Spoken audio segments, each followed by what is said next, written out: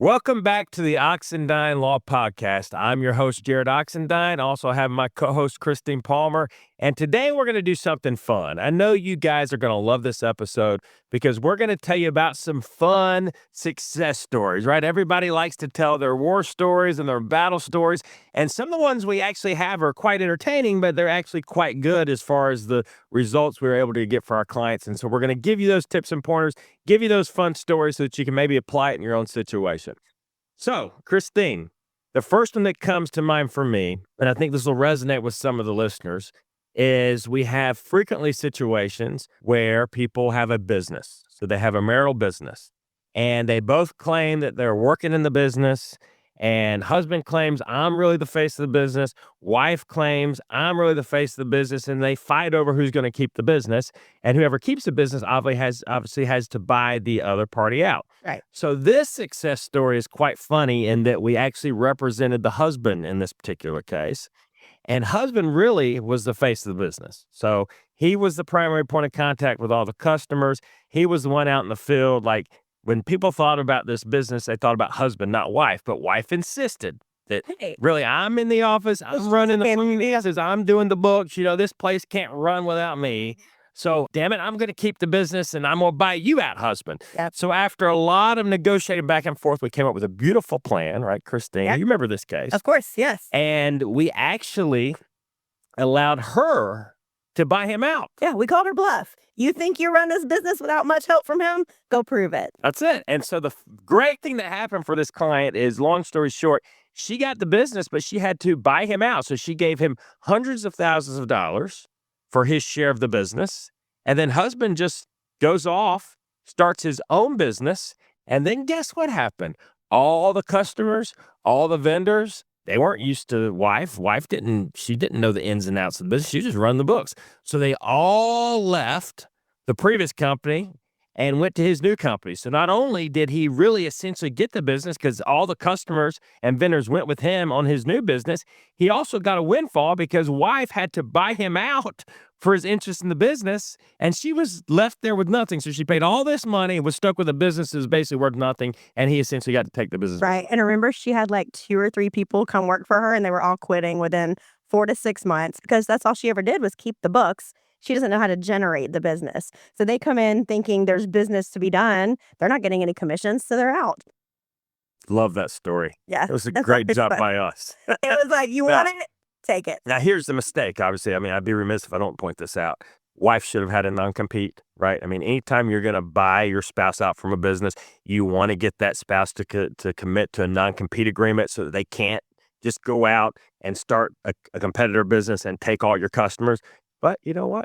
That was her bad. Sure. And, the recent laws, those non-competes are very, very difficult to uphold now. They were pretty hard back in the day, but there's the law that came out in 2024. I mean, they're almost null and void except under very, very, very specific circumstances. So even so, we probably could have gone out of it. Well, and that's true. And it's got to be, very limited as far as duration of time that it can stay in effect and like the geographic location. So yeah, I agree. There's a lot of specifics that have to be in there. It can no longer be but in this complete case, bar. her and her attorney missed the boat. They didn't even try to get one. They didn't. Of course, it was in the back of our mind, but we jumped all over this when they weren't asking for a non-compete. And we knew he really was the face of the business. She was giving him hundreds of thousands of dollars. He just starts a business down the street and takes all the business with her. We're like, you can have the website. What a result. You can even have the phone number. There you go. Yeah, I love it. All right, so I start with that. Christine, I think you've got a great story about custody. Yeah, so some of my favorite clients of all time are the single dads. That just really hits home to me because I think there's such a stigma out there about what we call baby daddy syndrome. Like if you weren't married when that kid came along, you're somehow less of a parent, less of a father. I think the world in general is kind of getting past that. But like a lot of these older traditions, it's just not gone yet. So that whole baby daddy syndrome sometimes sets in, and it's still there when it comes to things like law enforcement and sometimes in certain courtrooms. So I did have a father who, when he came to see me, was in a really, really tough spot. Not only had there been an incident that I believe my client, it was completely fabricated. Of course, there's 2 sides to every story, but there was an incident which resulted in his arrest and removal from the home. Mom took advantage and went and got a TPO, so a protective order. She went to the judge on her own and said, this is all the stuff that happened. It was terrible, and it happened in front of our children. So a protective order was granted. He's not allowed to go back to his home. That's a home he owns. He actually only owns it. They're not married, and she's not on the house at all. So he's kicked out of his own home. She's allowed to stay there with their 2 children. There was an arrest at the incident and, like I said, the protective order. So now he's got conditions of bond that say he can't be around his baby mama or his children. He's got the protective order that names the children as well. So we had a huge uphill battle. So first things first, for a protective order, you have to have a hearing within 30 days. So we tackled that first. I was able to successfully defend that. They sort of had an offer on the table where they were going to consider doing a consent without a finding of family violence, but I knew that could possibly damage his criminal case. So we took it to trial, and I was able to very successfully defend and eliminate that claim, which helped him hugely in his criminal case because the burden is actually higher in the TPO case than it was a criminal case. So it's like, if you can't even prove that, you're definitely not going to be able to prove this. So we were able to get the TPO dismissed and out of the way. His criminal charges stay pending. So now I've got the custody battle in front of me. The best thing I know to do is to create and manufacture evidence. Clearly, there's a he said, she said, and the evidence is a little bit in her side because we've got the police report. He was arrested. So the inference is something bad happened. So I requested to have a guardian ad litem appointed. A guardian ad litem is just an attorney for the children. So that guardian was able to come in, speak to mom, speak to dad, speak to the witnesses, speak to the daycare workers who only know dad, speak to the soccer coach who only knows dad, and find out the real picture by sort of immersing himself into the children's lives, found out the true picture. It took us a little over a year of total litigation, but after about 14 months after meeting him, he had custody of his children, back in his house, criminal charges completely dismissed. Mom gets every other weekend parenting time because of the bad acts she did during the case, and she has to pay him child support. Yeah, So one of my favorite success stories. And I remember that case, and the moral of the story is mom lied. She made up all these accusations that dad was being abusive to the child to try and gain an unfair advantage in the divorce case to get custody. Right. And unfortunately, we've seen that happen many times where somebody will, here's an example, dad's abusing the child physically, even sexually. We've had the allegations where, dad is sexually abusing the children. I think he's touching the kid. Yeah, and so they go out and get a TPO. They go out to the judge and try and get an emergency order. And most judges are going to err on the side of caution. I mean, when you have those type of allegations, right, you're not just going to say, I don't believe that, and put the child with dad, right? So dad's having to jump through the hoops and disprove all this stuff. And at the end of the day, what's great about your result in that case is that mom got punished. That's it. And I had cases also, same fact pattern, where mom's made up all this stuff. Dad has to jump through all the hoops. Not only did dad get custody, mom ended up with supervised parenting time and limited parenting time. Sure. Because if she's going to make up that kind of stuff that's so serious regarding her own children, then perhaps she doesn't need to have unsupervised parenting time with that child. That person's going to have a terrible influence. Like if that's the example you're setting for your kids is making up and lying and completely fabricating. Yeah, the hurdle with those cases, though, is when it's a he said, she said, even if dad sounds more believable, there's not a lot in the middle. So doing things like appointing a guardian or having a counselor, some other neutral party to be involved that can kind of be a tiebreaker. Because, of course, I'm advocating for dad. Mom's attorney's advocating for mom. So a judge is just hearing these two totally opposite stories. So getting that middleman and winning him or her over is really where you can pivot those cases. I hate when people game the system, but guess what? At the end of the day, Oxendine Law is going to hold you accountable. We're going to jump through those hoops or we'll disprove the allegations. And if you're lying, watch out. Your payday's coming too. That's it. All right, next success story. Everybody loves to talk about adultery, right? So we got to throw in some adultery cases. They're salacious. Everybody wants to hear what everybody else is doing out there. So let's spill the beans on a couple of those stories. I got 2, and I'm going to try and run them, in reverse as quick as I can. First one is where dad's the cheater. So I had a case. Divorce case, obviously, husband and wife, dad's controlling all the finances, husband, I think there were kids in that case, I don't quite remember. So husband, dad, same person. He's got a girlfriend and he controls the finances. Mom's in the dark. She doesn't have access to the bank accounts or the credit cards, so she doesn't know how dad's spending his money. So the husband in that case is putting the girlfriend up in fancy hotels. He's paying for her apartment. He's taking her on trips. He's showering her with lavish gifts. And one day, he goes over to the apartment and wife gets a phone call from a couple of her girlfriends. And I don't remember why they were there. I don't know if one lived there or maybe they were just visiting. One of her somebody. good friends lived in that same complex. Okay, so there you go. So they see husband going into this apartment where they know this lady lives, and they call up the wife who they're friends with, like, your husband's over here. Did you know he was over here? What's he up to? We thought it was strange that he was going in so-and-so's apartment. Yeah, And she's girl code. You got to reach out. Yeah. And wife's like, what? He's at work. He's at work. That's not what he told me he was doing. Uh-huh. So long story short, the wife kind of takes note of that, right? And then she waits till they go over next time for the next visit, but it's all coordinated. Her and her friends are basically on the stakeout. Sure enough, he shows up.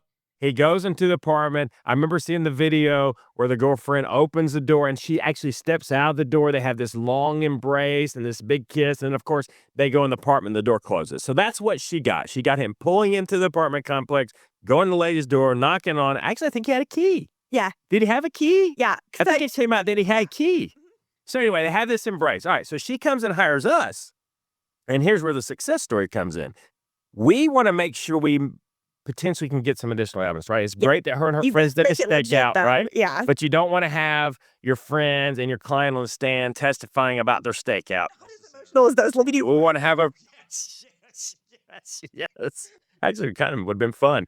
But we want a professional, right? So we hire a private investigator, and the investigator over a period of several months goes out and gets a lot more surveillance footage. We got them going to the movies together. We got them going to dinner together. He's at the airport. That's right. Going on a business trip. Yep. And he's opening the car door for her, so it's obvious that they're in a romantic relationship. We haven't filed the case yet. So we get all the evidence, and then we send a demand letter to the husband, letting him know what we've got. Give him copies of it. Oh, yeah. Flash drive, everything. Here it is, plugged in. Gotcha, baby. And she did a great job in that case. That's hard for somebody when they know their spouse is cheating to keep it quiet and not confront them about it. But so, kudos to her for doing that. Yeah. So we send out the demand letter. It's very one-sided in her favor. She gets the majority of the assets. She gets an outlandish amount of alimony for a long period of time. And so husband had a decision to make. And he chose the easy way out. He did. He said, instead of going through this nasty contested divorce process where I'm going to have to give my deposition and they're going to take my girlfriend's deposition, which clearly he loved, right? Because he did this. So he took this one for the team, right? Yeah. It wasn't for the husband and wife team. It was for husband and girlfriend team. Yeah, for sure. But he decided to agree. So she walked away with much more than she probably would have gotten in a trial or what a judge would have given her. Not only, more than she would have gotten, but preserved how many marital assets and resources and attorney's fees, depositions, third-party discovery. I mean, Time. we would have done it all. Yeah. I mean, we got that case done in less than 30 days. That's it, to just be done. Great success story. Now, very quickly, the converse of this, I had a client where I represented the husband. You remember this case. I'm not going to use the name, but you probably know where I'm going. Yeah. And he made a lot of money. He was successful. He was making, I don't know, $500,000 plus maybe per year. Right. Wife had not worked in like 20 years. She was a stay-at-home mom, and she wasn't making any income. She made the mistake of having an affair. Yeah. And just like the wife client in the previous case, we did a little recon, and he was able to keep his mouth shut, and he didn't say a word to her about knowing she was having the affair. We got the private investigator. See, these clients were smart. Yeah. They came to us first. That's kind of one of the points here. Come to your lawyer first, get the advice, get the game plan in place before you pull the trigger. And that worked out beautiful in both these cases. We get the private investigator. Long story short, we got all the surveillance and footage of her, staying at this guy's house and, pulling in the garage. She thought she was slick. Remember, this is the case where she would pull into his garage. Like he would leave the garage empty and she would pull in real quick and then close the door behind her. Right. So anyway, long story short, she got zero alimony. That's the point of this story. That's the success story because under normal circumstances, our client in that case would have to pay some alimony. It was a long-term marriage. She had no earning capacity. And bless her heart, this is one I kind of felt a little bad for her. Like we did our job maybe too good. Right. Because this poor lady, I mean, she got nothing.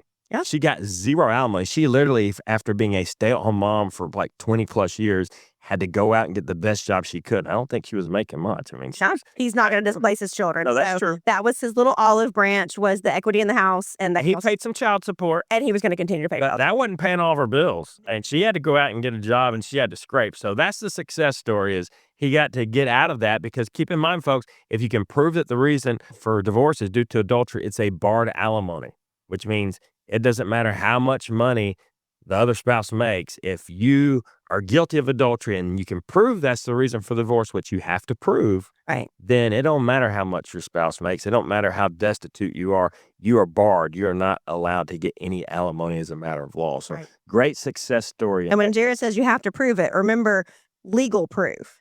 How many people do we have that come with some circumstantial evidence and think, I've proven it. Look how many times he texts this girl. Right. It's like, okay, well, technically they work together. There's an explanation there. So proof means legal proof, not a really strong suspicion. Well, She had new lingerie. I've never seen her wear that. Not always in the act, right? But we got to have some type of direct evidence that shows that they're having a relationship with somebody. Sure. Yeah. And it truly means relationship. That financial spending does also solidify their relationship as well. I don't want folks to think that you actually have to have videos of them having sex. No money shot is We required. don't have to have the sex shot, okay? It's all the other stuff, and then most judges can put the puzzle together from there. All right, Christine, we got time for one more? Yes, I do want to speak about one more. It's a client that I am so proud of. I wish I could use names because I'm that proud of her. Much like myself, she took the career path. That's not always easy for a female to say, I'm going to go be the breadwinner. Like, I'm going to be the one. That sort of more traditional head of the household role, she took it on and she was doing it amazingly. She was exceeding in her company. She had worked her way all the way up to being in top management. And she kind of took that survey that some of us take, myself included, and says, hey, everything's going really, really well, but that doesn't mean everything's perfect. And what she decided was the only thing that really wasn't going well in her life was that marriage. That was not fulfilling for her. And being so fulfilled with her career, she ignored it for just long enough. So she got to the point where she's like, hey, the kids they're young. They're going to be malleable. They're going to be able to recover if I pull the trigger now. But she didn't want to delay happiness any longer. So she decided to let her husband know that she intended to divorce him. Granted, he felt like he was the more primary parent because he physically was home more often. I think what he underestimated is how much she did as the superwoman mom. She still did the grocery runs and she still did the schedule the doctor's appointments and get them to and from. Yeah, he might have watched them more in the middle of the day. But as far as the real logistics, he wasn't there. So she told him that she was willing to do up to 50-50 when it came to custody and parenting time because he's a great dad and the kids love him. Of course, he's fun dad. So we actually sent an uncontested settlement offer over where he was going to get the kids for half of the time. She was actually still going to pay him child support and things would be amicable. No, this was one of those men that realized he can't do it without a woman in his life. And if the wife ain't going to be there, he's going home to mama. So he told his bluff. Yeah. He told her he was moving to Louisiana, back home to mom. And then he started the whole, well, you can't keep the kids here. You're never home. There's no way that you can keep the kids. I'm taking them to Louisiana. So Loescher was terrified. Case. So literally, this guy gets offered a 50-50 even though he's never been involved. And has enough balls to think that he's just going to pick up and move to a different state and take the children with him and that she's just going to be okay with that. Well, no, so he was involved, right? He's home with them during the day. Okay. That's the thing. And he thinks that's everything. He thinks that's parenting 101. So he doesn't realize. Foregone conclusion that since she was out working, I can move wherever I want to go and take the kids wherever I want to take them. And the best part, so because of the role he played, all of his social I wouldn't call them friends, his social network are the other moms, right? The classic stay-at-home moms. So he's hearing situations they've been in where working dad is out there. And if a divorce happens, mom gets primary, and he's like, well, it's not a gender thing. This is the role I play. He thinks he plays the role of mom because he's the one that's there most during the day. So he said, I'm going to Louisiana. I'm taking the kids. There's no way that a judge would give you custody when you're never home. And of course, he starts upplaying how often she's actually gone. Yeah, she traveled for work, but not weekly. It was like those quarterly trips, and they were only a couple of days. So she got really nervous, came together with a plan. So I told her, all you need to prove is that you can do it. And we can take that to a judge. So we employed a full-time nanny who was amazing, had great credentials, went ahead and got her sort of on board, got her familiar, and explained sort of the role she was going to play. We actually had the nanny testify in court as to how she was going to collaborate. My client we had her boss do an affidavit for the temporary talking about how she was going to have flexibility in mornings and evenings, even though she works a big job. The success story of this part is just setting up the plan. So it's not telling a judge, I can do it. It's showing a judge, not only can I do it, this is exactly how I'm going to do it. This is the roadmap. So dad's in Louisiana, mom's here. Look, But he's wanting to go. yeah, he's wanting to leave. Mom's committed to staying. All right. And she can stay in the same school district, whole 9 yards. Absolutely. And you set up the plan, and the result was? Yeah. So in court, he's arguing, I'm not going to work in Louisiana in the beginning. I'll be living with my mom. I'll have built-in childcare. So he really believed it. And that was the best part. Like on the stand, you can tell he just thinks, I can't wait to have my kids back home with mom in Louisiana. And the judge sided with mom. So she actually awarded her primary physical custody. She told the dad, if you stay in Georgia, you can have up to 50% of the parenting time. And if you're going to move to Louisiana, the kids are staying here with their mom. She's got a plan in place. Everything's going to be the same. The kids are going to stay in the same school district. They're going to maintain. And so did he stay and get the 50-50, or he left anywhere? Well, the big thing was the reason for the move, right? The judge focused on the fact that you're just moving for convenience. So when we got there, basically, she told him that and said, I'm going to give everybody about 15 minutes to speak if you think you want to try to work this out. So we get out in the hallway, and he kept holding on to, I'm going. And then he caved. He said, I'll just stay. I'll keep the 50-50. Yeah. So the best thing is that makes it look like he'd never even really planned to go, right? You made a life-changing decision to not move in 15 minutes in the hallway. But I think after about, a whole day of trial, he started to see where it was going to go. But when he was testifying, he believed he was going. Well, it's a good story. I mean, his mistake obviously was trying to leave the state, right? I mean, judges will sometimes allow that, as you know, right? But you got to have a good reason. It's almost necessary. You can't just say, I've got help in a different state, and if I'm not going to have my wife around, I need my mama's help, so I'm going to move to Louisiana. Take the kids with me. It don't work that way. Now, some judges will allow it if it's out of absolute necessity, but that's where he screwed up. And by the time that came out as his true reasoning, right now he's already lost credibility with the court. So Absolutely. Any chance he had of trying to get primary custody were gone. The best he was doing at that point was a 50-50. At least he smartened up in time enough to take that 50-50. All right, I think, Christine, that's a wrap. Everybody, we appreciate you hanging with us at the Oxendine Law Podcast today. We hope you enjoyed the success stories. We have a lot of success stories. We got a lot. It would take probably 10 episodes to cover them all, but we try to cherry pick some of our favorites. So we hope you enjoyed it. Thanks for checking us out. Be sure to check us out if you want to continue watching the episodes on your favorite social media platform. If you're watching us on YouTube, make sure you hit subscribe. We will see you next time. Remember, at Oxendine Law, we play to win.